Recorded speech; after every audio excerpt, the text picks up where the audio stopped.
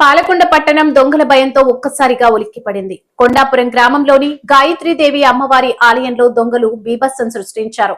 ఏకంగా అమ్మవారి విగ్రహం మీద ఉన్న బంగారాన్ని దోచుకుపోయేందుకు సైతం తెగించారు. దొంగల బీభత్సం. అమ్మవారి నగలపై కన్నేసిన కేటుగాళ్లు. పాలకొండ కొండాపురం గ్రామంలోని గాయత్రీదేవి ఆలయంలో అమ్మవారి నగల అపహరణకు తెగించిన దుండగులు. ఉదయం 8:30 ప్రాంతంలో భక్తుల్లా గుడిలోకి ఎంటరైన దొంగలు అమ్మవారి విగ్రహంపై ఉన్న బంగారం అపహరణ. ఘటనా స్థలానికి చేరుకుని దర్యాప్తు చేస్తున్న పాలకొండ పోలీసులు. పాలకొండ పట్టణం దొంగల భయంతో ఒక్కసారిగా ఉలిక్కిపడింది.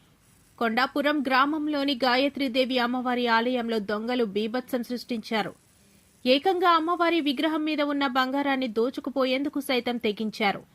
ఉదయం భక్తుల్లా ఎంటరైన దొంగలు పంతులు గారు టిఫిన్ కోసం బయటకు వెళ్లిన సమయం దాకా నక్కి ఉండి దోచుకున్నట్లుగా తెలుస్తుంది.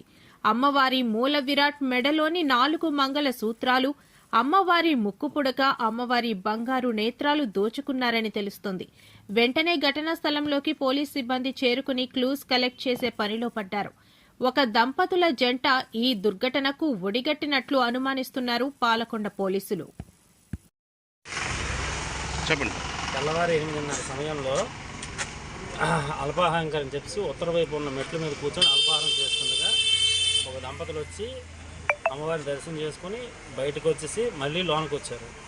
లోనికి వచ్చి ఈలోగా అల్పాహారం చేసి నేను చేతులు కొడుక్కొని బయటికి ట్యాప్ దగ్గరికి వెళ్ళి చేతులు కొడుక్కొని చూసుకెళ్ళి హడావుడిగా వెళ్ళిపోతున్నారు. గబుకుని లోనికి వచ్చి అమ్మవారిని చూసుకెళ్ళి అమ్మవారికి ముఖానికి ఉండే నేత్రాలు, నొత్తు, మెడలో ఉండే అడుగులు, అదే శతమానం అడుగులు కూడా 2 జతలు పట్టుకొని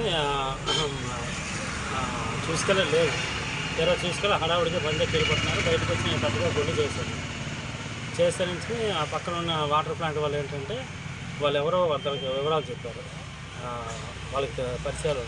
వెంటనే స్టేషన్కి ఫోన్ చేసి స్టేషన్ దగ్గర వచ్చి కంప్లైంట్ ఇస్తే వాళ్ళు ట్రేట్ చేసి వాళ్ళని పట్టుకున్నారని తెలిసింది. ఆ విధంగా కంప్లైంట్ సుమారు 24 గ్రాములు. మీ పేరండి? చిట్టుబాబు, బొంకపల్లి చిట్టుబాబు సార్.